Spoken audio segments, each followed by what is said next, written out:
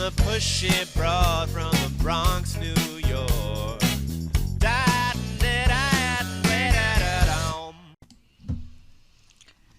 Welcome, podcast listeners. My name is Ellen Stewart, and I am the pushy broad from the Bronx. Welcome to my show, Pushy Broad from the Bronx, and today it's going to be an episode that I do called Recovery Recharged. So, January is the first month of the year, and we've had a tumultuous 2020, and now that we're in 2021, and certainly started off in the United States pretty horrendously, but maybe now we're turning the corner and trying to calm down a little bit. But it's a time for new beginnings, whatever it is. In your personal life, it's time to wipe the slate clean. I know that that works for me. I also know that most of the people that I talk to in recovery seem to know how to guide themselves along. But those of you that don't know anything about recovery and realize that you may be able to want to utilize the steps for yourself as well as your loved ones, I thought we'd take, since there are 12 steps in the program, I thought we would take 1 month and talk about the first step. If we have 12 months in a year, there'll be 12 steps, and you'll completely understand them. The one thing I tell my clients is that recovery is universal, meaning it's not just about putting down the obsession. It's not just about putting down the drink or the drug or the obsession to gamble or to spend money or to compulsively overeat or do any of those things. It is about that initially. But what happens if you're codependent with a relationship? What happens if you're struggling because you can't let something go? What happens if you're obsessed with something that you want to change in your personality and find it very difficult to do? How about looking at the first step towards getting better? According to the 12 steps, the first step is exactly, and I quote, "We admitted that we were powerless over our addiction and our lives had become unmanageable." Let me break that down for you. First of all, it's amazing to me that it starts off with "we had admitted." That immediately tells me that I'm not the only one admitting that I have a problem. And when we know that we're not the only one that has a problem that we can't handle on our own, it's a great feeling to know that, don't you think? We're not doing this alone. So all of the steps start with the word "we," not "I." Okay? We admitted.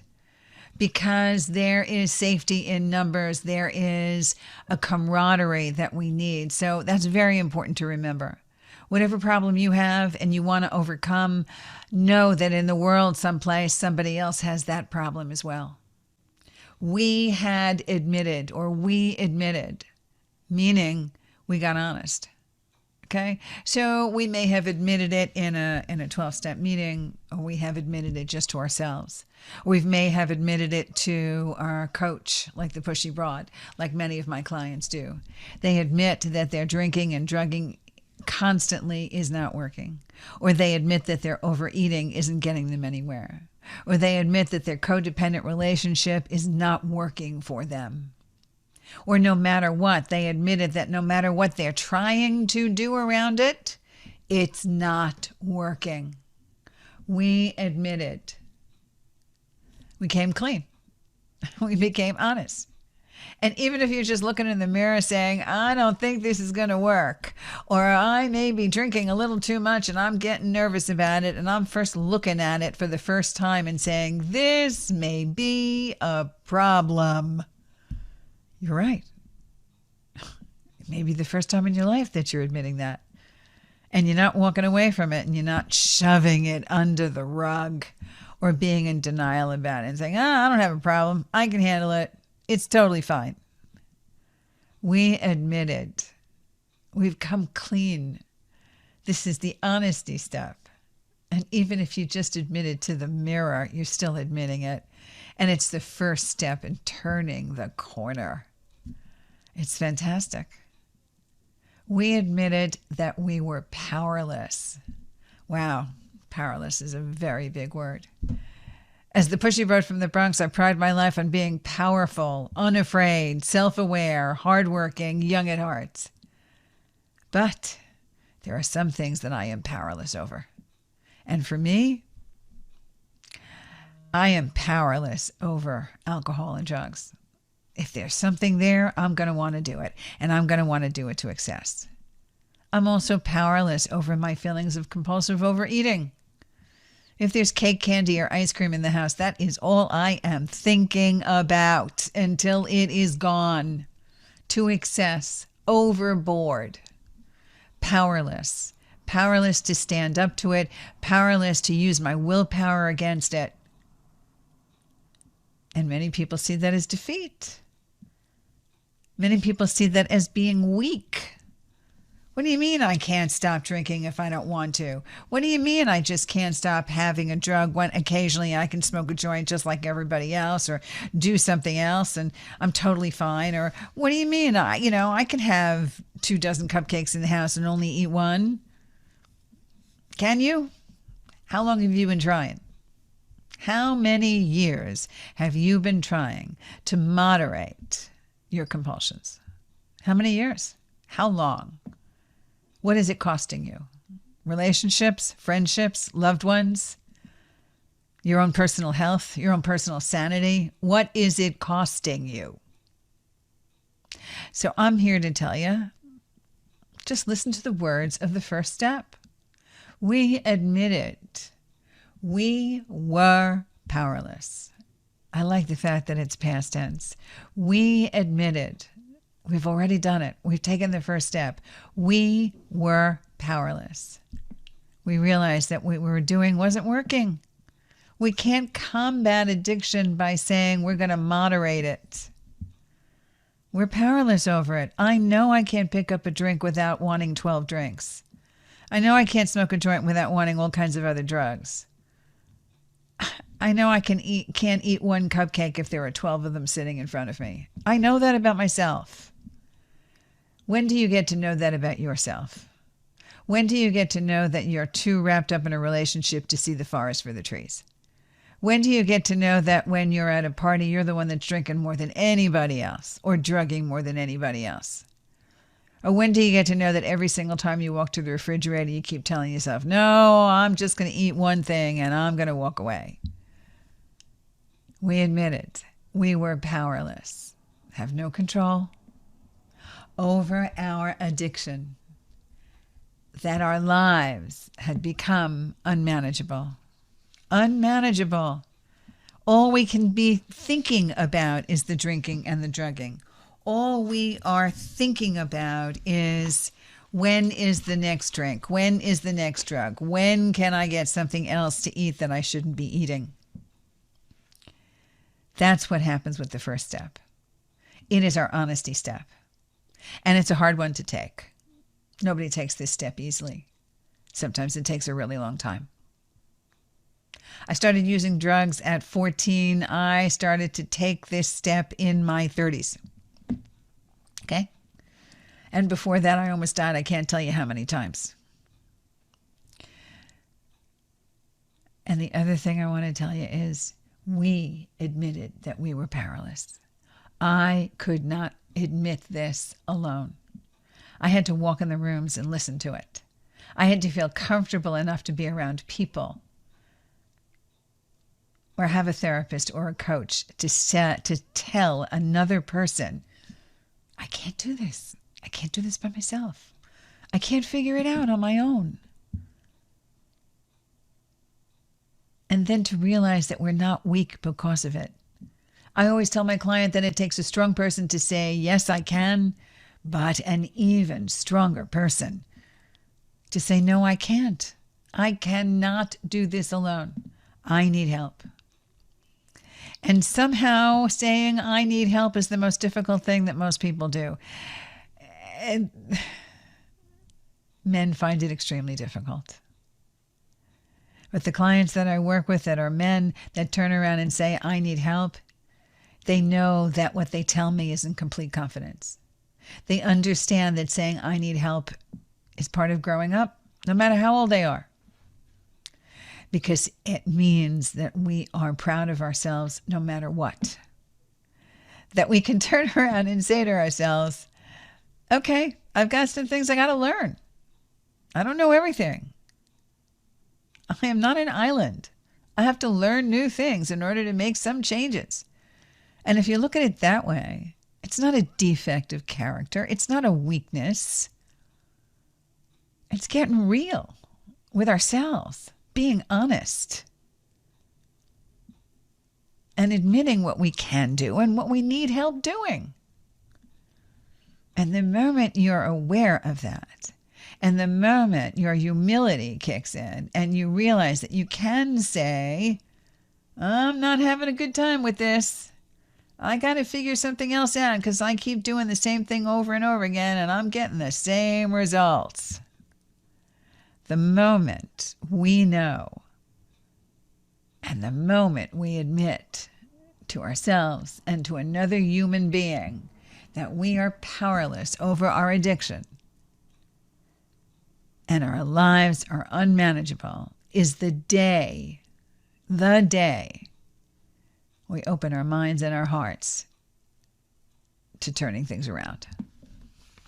And that is truly a day to celebrate.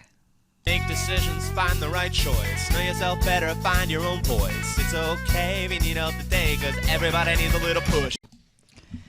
Okay, let's hear from some of my listeners on this because they've got some questions about the first step and what powerlessness is and unmanageability. So let me take some questions. Dear Pushy Broad from the Bronx, my wife has a glass of wine or two with dinner every night. I know that she looks forward to it. Should I be worried that she's an alcoholic? Randy from Montreal. Randy, you should be worried if your wife is drinking a bottle of wine a night with dinner, or 3 or 4 glasses a night.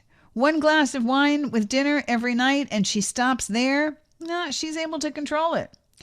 What may be a problem for her is if she abuses as opposed to being an addict. Someone that abuses maybe doesn't stop at 1 or 2, but then doesn't drink every night or drinks rather infrequently.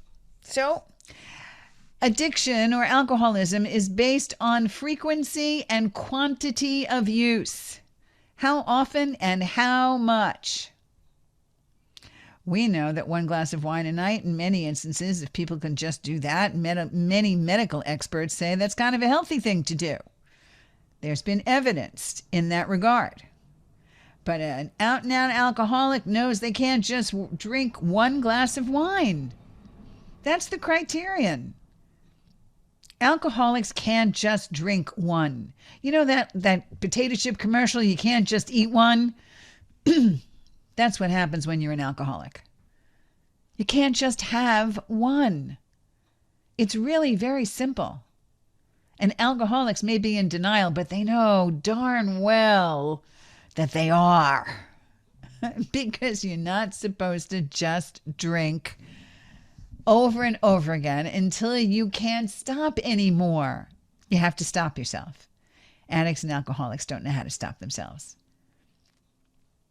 until they pass out, or there are no more drugs, or there are no more alcohol. That's what happens. Straight for the wall. We go straight for the wall every single time. So, if your wife can keep it to 1 glass a night, Randy, don't worry about it. She's not an alcoholic, okay? Let's take another question from one of my listeners. Dear Pushy Broad from the Bronx, I know I need to stop drinking, but I don't think I know how to party without drinking. How do you have a good time if you can't let go of your inhibitions? Dave from Santa Fe. Are you kidding me, Dave? I hear that question all the time, and that's ridiculous. Okay, all of a sudden in this world, nobody knows how to do anything except be socially anxious and inept. You don't know how to have a good time at a party without drinking or drugging? That's disgraceful. Start thinking about who you are and how much fun you can have just by talking to somebody and seeing what their life is about, laughing a little bit, finding out what somebody's like, having fun, laughing. Since when do you need a drug to do that? I can't believe everybody I have heard say that. I wish I had $1 for every time somebody said that to me. I don't know how to have a good time without having a drink. Yeah, well, then you need help, buddy. You need to talk to a recovery coach. You need to talk to a therapist. And you have to turn around and say, I have socialized anxiety. I don't know how to have fun without being someone else, without letting down my inhibitions and loosening up, so I can get a buzz and feel like I'm someone else. Got to be comfortable in your own skin, comfortable with who you are, comfortable with how you interact with people. That's how you have a good time. And you learn that one day at a time. And one of the best ways to learn how to have fun without drinking or drugging is to go to the rooms, find recovery friends, and see what they do. They have all kinds of parties that are clean and sober, and they're having an amazing time. I know. I've been there. I'm there today. I can watch everybody else get high, and I'm sitting there saying, my God, I'm still having a great time. Besides, most of the clean and sober alcoholics in the room, most of the time they count the other alcoholics, the ones that are active. They have a good time just watching that. And this way, you know, you're not going to get into trouble, and you're not going to get behind the wheel in a compromising situation, and you're not going to be carried out, and you're going to remember what you did that night and remember where you ended up the next morning. So if you don't know how to have a good time without having a few drinks or some kind of mood-altering substance, then I need you to see someone that can help you do that. Or I need you to attend some sober parties and see what that's really like. Okay? We'll be right back. We admitted that we were powerless over our addiction, that our lives had become unmanageable. Let's talk about unmanageable. There are many synonyms for the word unmanageable: unruly, out of control, a multitude of things. But many people turn around at me and say, it doesn't matter how much I drink or drug. I have my life in order. I get up in the morning, I go to a job, I take care of things, I keep my house in order, I take care of my bills, I am in a solid relationship, I manage the kids, I do my chores. I'm functioning. I've got no problem. My life is manageable. Is it really? As far as I'm concerned, it's an oxymoron. Functioning alcoholic or functioning addict, okay? As far as I'm concerned, there's no such thing. If you're an addict or an alcoholic, you are not functioning. I don't know what you think you're doing, but you're not living in the real world. And you are in denial, thinking that you are. I know what it's like to try to be a functioning addict or an alcoholic. Constantly thinking about my next drink or my next drug and finding that functioning part of life harder and harder to manage. Okay? And eventually completely unmanageable. I have known all kinds of people that either turn around and end up in jail, or they end up in treatment because they're so unmanageable, or they end up in a situation where they don't want to live anymore because they don't know how to manage anything. So when you turn around and say that you are a functioning addict or alcoholic, as far as I'm concerned, it's only a matter of time when you are not. It's only a matter of time before you realize that this is not how you want to function in life. And this is not real functioning at all. So I need you to take a closer look at it. And one more thing before we end this time together. Just because we admitted we were powerless over our addiction doesn't mean that we are powerless over what we can do about it. The first step, and the first step in the rooms, comes with a very important serenity prayer. God, grant me the serenity to accept the things I cannot change, the courage to change the things I can, and, the most important line here, the wisdom to know the difference. So just because you realize that you can't pick up a drink or a drug because it's not working for you and because it's making your life a holy hell doesn't mean that you can't do something about it to change your life, to bring some set semblance of honesty and restoration and power back in your life, to take control of your life in a whole new way. So when you begin to realize what recovery is, and you begin to understand what the first step is, we admitted that we were powerless over our addiction, that our lives had become unmanageable. We then realize that we have gained wisdom to know how we make real changes in our lives. So stick with me, because we're going to talk more about the first step, and next week we're going to apply it to relationships and codependency, and you'll see what it's like when you try to get involved and become a part of a relationship in a way that's unhealthy to you. This is Ellen Stewart, the pushy broad from the Bronx, saying thanks for listening, and remember, everybody needs a little push. From the pushy broad from the Bronx, New York.